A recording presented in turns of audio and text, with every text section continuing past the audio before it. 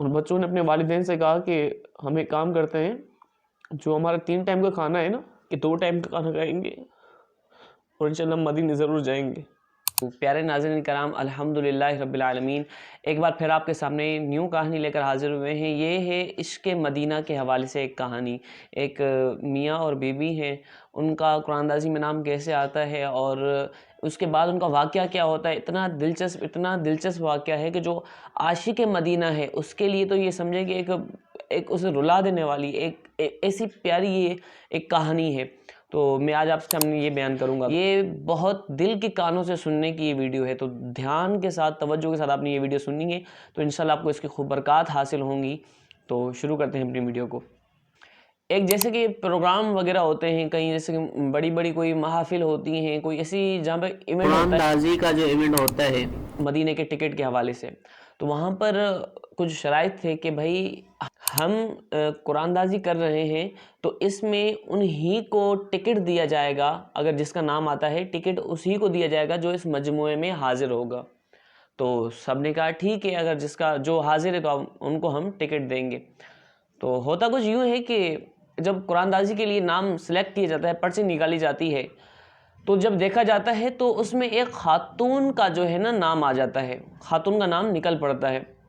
تو جب وہ اسے نام لے کر فلاں اور شوہر کا نام فلاں وغیرہ جیسے نام لیا جاتا ہے، تو شوہر موجود ہوتا ہے اس وقت، اور جو عورت ہوتی ہے وہ اس وقت موجود نہیں ہوتی ہے۔ تو اس کا شوہر بولتا ہے جی یہ میرا ہی نام ہے اور یہ میری ہی بیوی ہے۔ تو اب وہ اپنی بیوی کو لانے کے لیے گھر پر گئے۔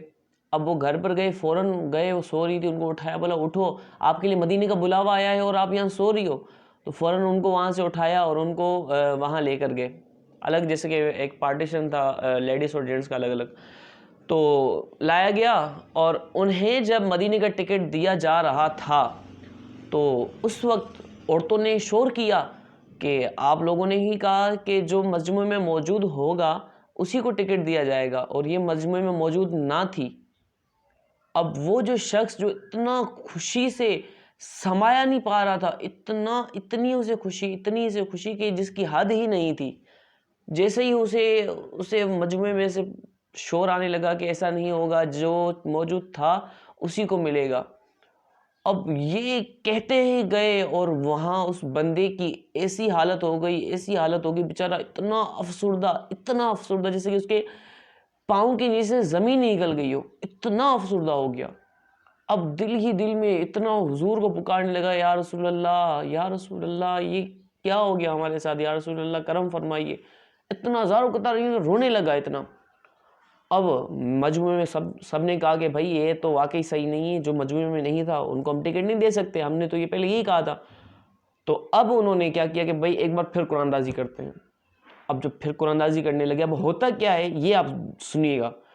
تو وہ شخص جو تھا، اس بیوی کا خاوند جو تھا، اتنا رو رہا، ایسا حضور کو پکارنے لگا کہ یا رسول اللہ کرم فرمائیے، یا رسول اللہ کرم فرمائیے، یہ ہو نہیں سکتا، یا رسول اللہ یہ ہمارے ساتھ ناجائزی ہو رہی ہے، یا رسول اللہ بس کرم فرمائیے آپ۔ اب ہزاروں کا مجموعہ تھا۔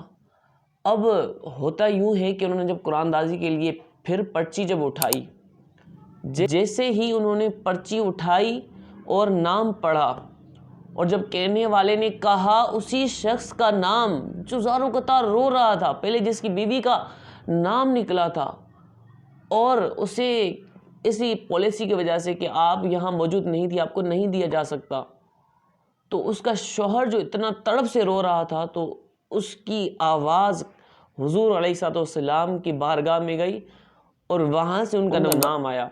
اس پرچی میں، ہزاروں کی پرچی میں اسی شخص کا نام آیا جو اس وقت رو رہا تھا۔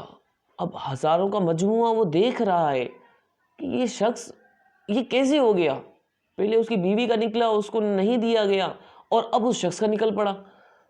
اب وہ دیکھتے ہی دیکھتے اتنا خوش ہوا کہ اس کی پھر کوئی خوشی کی عالم ہی نہیں تھا اس کے پاس، اتنا خوش ہو گیا۔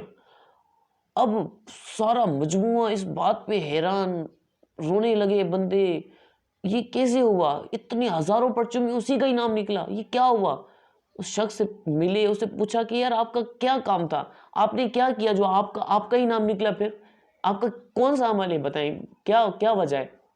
تو انہوں نے کہا کہ میرا کوئی خاص عمل نہیں تھا, مدینے جانے کی بہت تڑپ تھی. تو ایک بار ہم لوگ بیٹھے ہوئے تھے گھر پر, تو ہمارے بچے آئے گھر پر, بیٹھے ہوئے تھے ہم گھر پہ. تو بچوں نے کہا کہ ابو کیا ہم بھی مدینے جائیں گے, اتنی غریبی کا عالم ہے کہ ہم بھی مدینے جائیں گے. ان کے ابو نے کہا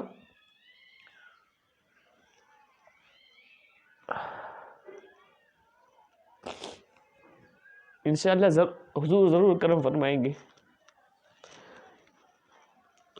ہم اتنے غریب ہیں, ہم مدینے کیسے جائیں گے, کیسے اسباب بنیں گے. انہوں نے کہا کہ انشاءاللہ ضرور کرم ہوگا. ان بچوں نے اپنے والدین سے کہا کہ ہم ایک کام کرتے ہیں, جو ہمارا 3 ٹائم کا کھانا ہے نا, کہ 2 ٹائم کا کھانا کھائیں گے اور انشاءاللہ ہم مدینے ضرور جائیں گے. اور جیسے ہی ان کے ساتھ یہ واقعہ پیش آیا, اور جب ان کا نام آیا اور ان کی بیوی کو جو ٹکٹ نہیں دیا جا رہا تھا, تو ان کی تڑپ ایسی